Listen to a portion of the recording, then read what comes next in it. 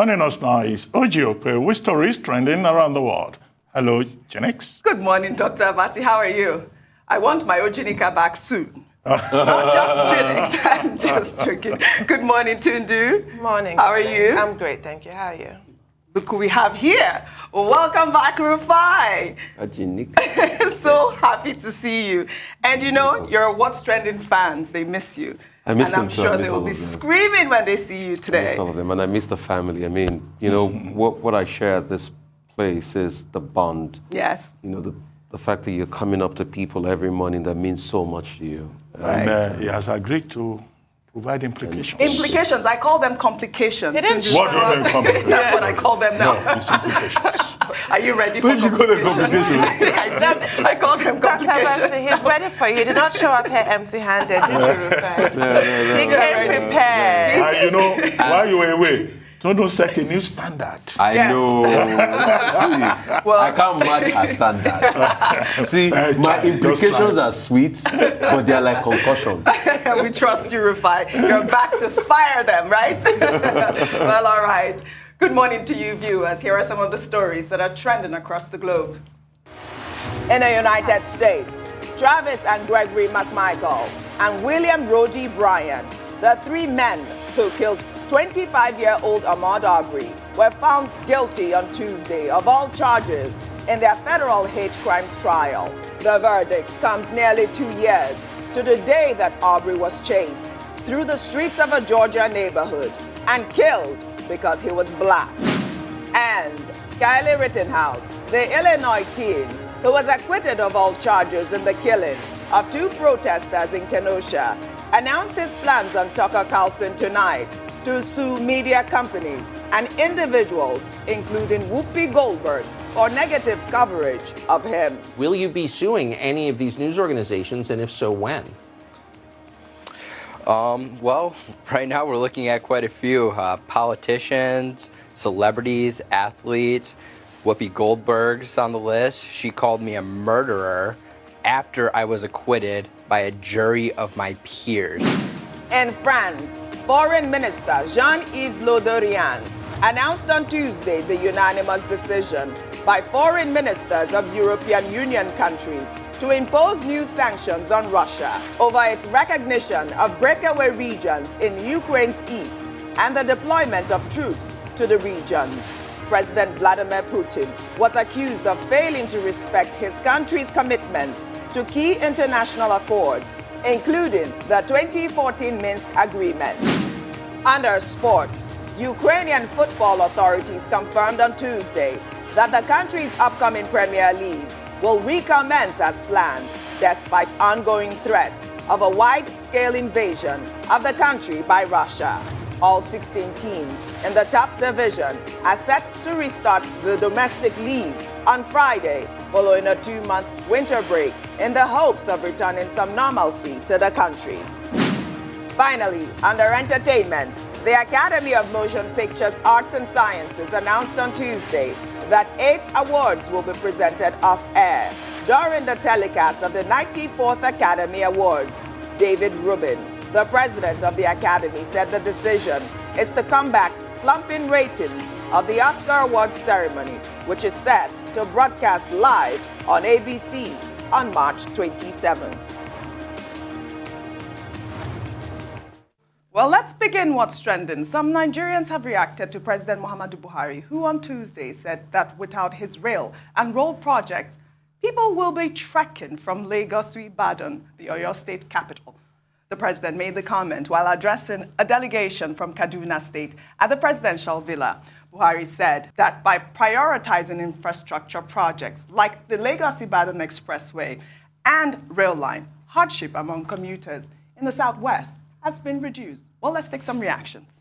Ken Roth, wow, please, someone should tell him that people are already trekking, no fuel, flight ticket is now 50K. One-way and interstate bus fares have more than doubled. People are already trekking. Well, another user wrote, this government make their primary obligation seem as though they are doing us a favor. Normal projects and infrastructure that every Nigerian should enjoy are now counted and celebrated as the achievement of an administration. Well, In another development, the Senate on Tuesday asked the federal government to declare a state of emergency on federal roads to improve on alternative means of transportation in the country. The resolution of the Senate follows a recent hike in fares. The upper legislative chamber also asked the federal government to pay the debt allegedly owed to the Federal Road Maintenance Agency. Well, Rufai, I'm coming to you on this part because I can hear you cracking up. That last Twitter user's rhetoric is really what a lot of people I'm shocked are talking about. At the new level of low we've become as a country. And so what should we do? Because infrastructures were built. Were they not supposed to be built before? I'm shocked that now we are saying, oh, we fixed the road that we used from 2013. We've been on this Lagos-Ibadan Expressway. The road is less than 150 kilometers. 2013, been on this road. Finally, it's not even been finished yet, oh. There's some parts that are being done as we speak, oh. Then we are saying infrastructure.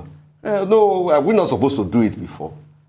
And you see, it's an indication of what is wrong with Nigeria, because let's go back to 1978. This same road that we spent over 10 years to fix, to rehabilitate now, was built in less than 4 years. Greenfield, 1978. As at that time, it cost 170 million naira, which was $266 million. As at 2013, when this road was awarded, it was about $830 million, which is about 167 billion. So to show the Nigerian problem, you can see in 78, naira was higher than dollar. Now the dollar has eclipsed naira over and over again. It shows that we've lost on the forex war. We don't have a strong currency any longer. And we have increased the price of this project because we couldn't come to terms with fixing the infrastructure once and for all. And we still have the temerity to celebrate that people have been trekking.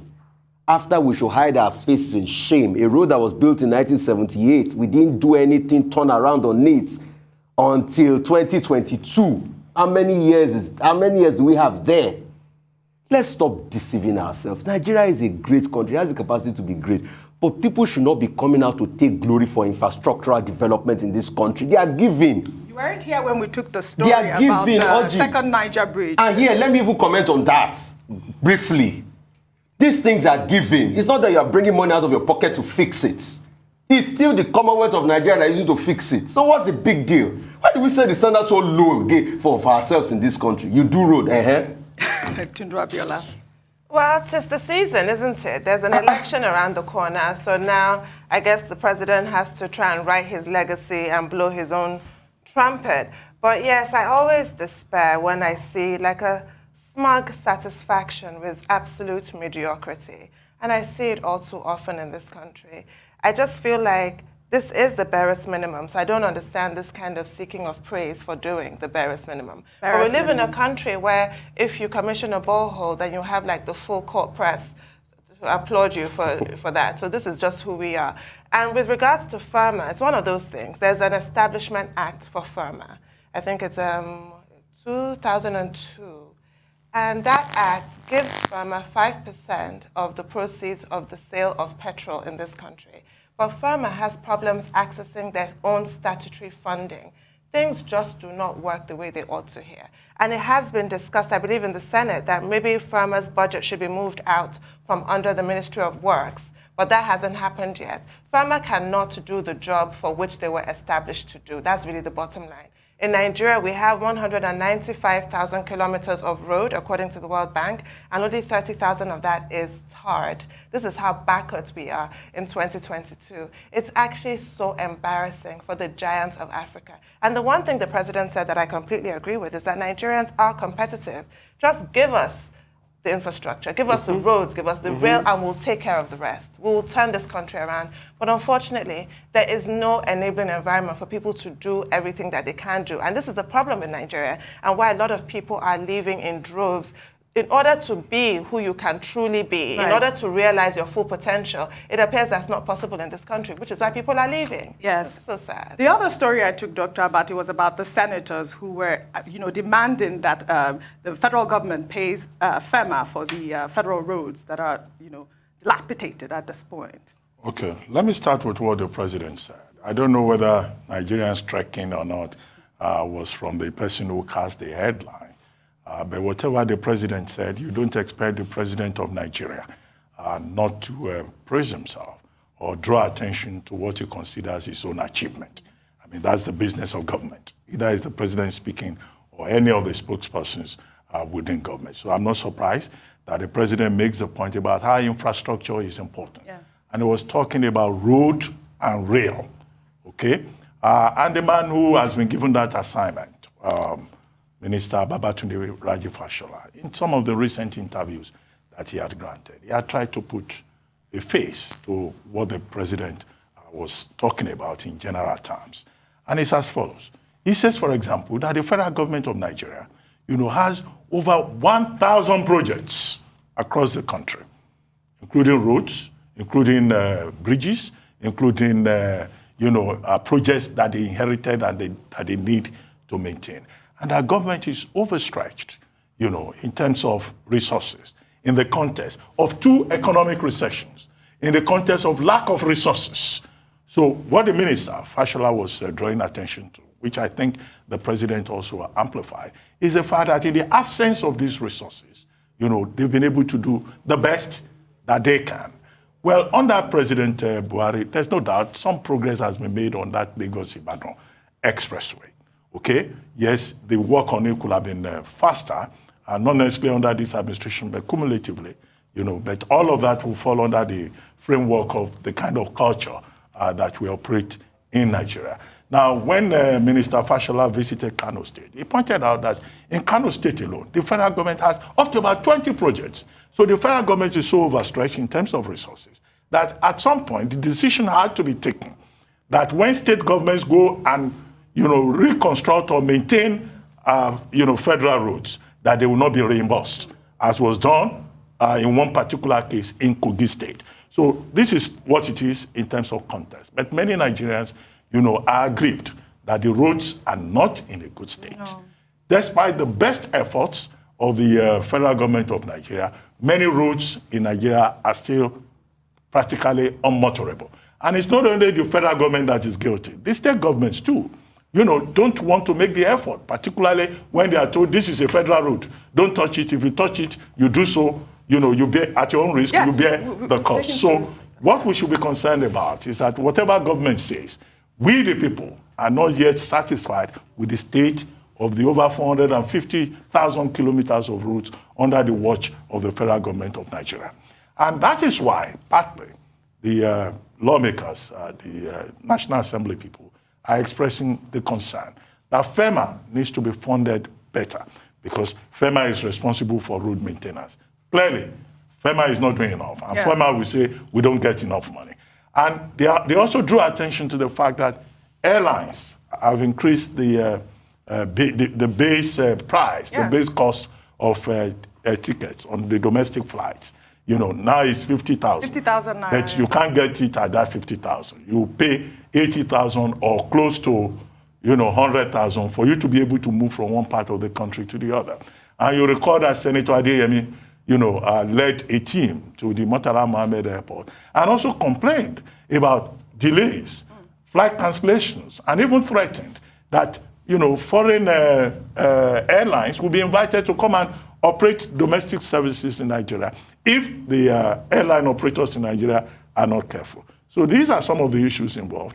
The roads still need to get better because fewer people will travel by air. They cannot afford it because if cost. The roads are good and they're secure, you fewer can drive. Fewer people will also probably travel by rail. Right. These days that, some of the trains break down or, some of the trains get attacked and all of the problems. So what we need generally is to have a functional multimodal transportation system in Nigeria that works. And it will not work if what we're talking about is tokenism. It shouldn't be too difficult for the roads to be safe, for the roads to be motorable. Apparently it It is. has to be a continuous, effort and commitment. All right. We'll take another story. A federal high court in Abuja has dismissed a suit by the Nigerian Bar Association seeking to invalidate some provisions of the Nigeria Police Force regulations, which forbids unmarried female police officers from getting pregnant. The group had approached the court to challenge the legality of Regulation 127 of the NPFR, which provides that an unmarried female police officer who becomes pregnant shall be discharged from the force and shall not be re-enlisted except with the approval of the Inspector General of Police. Well, the NBA argued that the said provision contradicts the 1999 Constitution and is discriminatory to unmarried female police officers, as the rules do not apply to unmarried male police officers, citing the instance of Omolola Olajide, a female police officer who was fired on January 26, 2021 in Ekiti State for getting pregnant while unmarried, while Justice Iyang Ekwo, in delivering the judgment, said the suit lacked merit, holding that such unmarried female police officers were aware of the regulation before they joined the force. I mean, I believe that the AGF made one valid point, which is the NBA should take their case to the Senate to change or rewrite the Constitution or whatever it is for the NPF. But my issue here is, how dare they do that with male and female police officers? How can the judge actually say that the suit lacked merit? She or he dismissed it as, unreasonable. The courts did not err at all, because it's not the job of the courts to make regulations. Right. The courts will only interpret.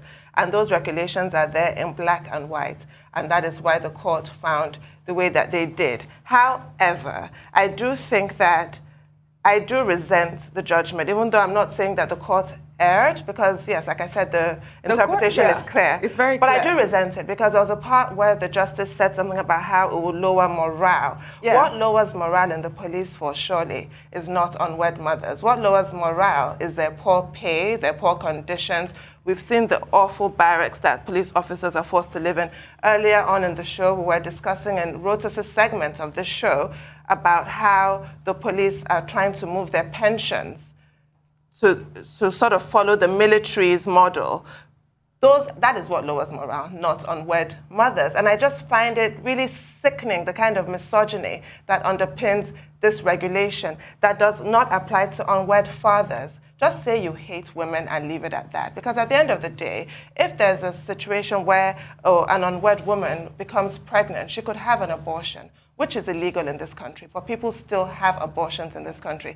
People kill their babies. Rather than do that, these women actually birth those children and raise those children. So they do not deserve any form of opprobrium. They do not deserve to lose their jobs over it. But unfortunately, the court has no right to create new regulations on behalf of anybody. No, it needs so that's to change the problem. immediately. Yes, that regulation needs to it's change. been a while. It's very unfair that there's no consequence for being an unwed father. Yes. It's disgusting. Okay, Dr. I get the Anthony. point about discrimination. The Constitution is very clear. I think Section 35, that nobody shall be discriminated against on the basis of gender, religion, faith, or circumstances of birth. However, in this particular case, the NBA went to court because we had that case of Omolola Olajide in Ekiti State. Ekiti State government also went to court to defend the lady, but now, the NBA went straight to the High Court, Federal High Court. Now, Justice Iyang Ekwo, made a point that, look, if you are a woman and you want to go into the police force, you signed up to a particular contract, an agreement. Yes. Okay? Volunteer non-finti juria. Okay? Or in other words, you are bound by your obligations that you have, signed for. And that was the pith of her case, of her submission. And she said, look, this case should not even have been brought by the NBA. Okay, fine. The relevant issues are codified in the Nigerian Police Force Act, Section 121 to 128, dealing with, women within the police force. And if you look at that particular law, in Section 124, it says that an unmarried female police officer, right, if you want to get married, you will do so in writing. and the objective is even stated there, the police will now investigate to make sure that the person you want to marry is of good character. And of course, that paragraph ends by saying, you cannot make that application until you have served the police for 3 years. And then it goes on, in section 127, that if you violate this provision, you'll be dismissed. Only the Inspector General of Police can reinstate you. And then in section 128, it says, even policewomen are not allowed to do fancy hairstyles, or use lipstick while on duty, or use jewelry while on duty. Okay, so when Justice Ekwo says, if you know that these are the conditions and you've joined, then you are banned by them. Which you is are a fact. But why questioning is it them. There? Why is it? What type No, of those are the discrimination regulations. is that? It's not only in the Nigerian Police Force that they have it. They also have it in the Civil Defense Act. They also have it, I think, also in the military. But if you're a married woman, it's one of those sections makes it very clear, then it's not a problem. Then all of this you find also in that section 157 of the police, 127 of the police force regulation. So I think the key point made in this matter is that, look, the matter should be taken back. Maybe the police council should review. They need to review it. The provisions that are discriminatory. But it's not for the court, to rewrite those pieces of legislation. Rufai, quickly before we wrap up the show. As a note of conscience, unmarried police women can die for this country. Exactly. But for them to be respected when they get pregnant is a problem. And in the end, these same hypocrites, some men, go have multiple concubines. No, the policemen can impregnate another woman while unmarried. That's other women while unmarried. Yes. You can see why there's lack of justice and fairness in the country. Yes. Should this even be a factor in the first place? Women are second-class citizens. They can die. But men, no. They are always on top. Laws favor men over women. Let's search ourselves. We can't build a nation this way. Absolutely. I keep saying it. Well, Rufai, thank you very much. You guys, welcome back. Yes. They need to change the regulations. Change it. We deserve better. We do. Well, that's all I have for you guys on What's Trending today. I'll see you tomorrow.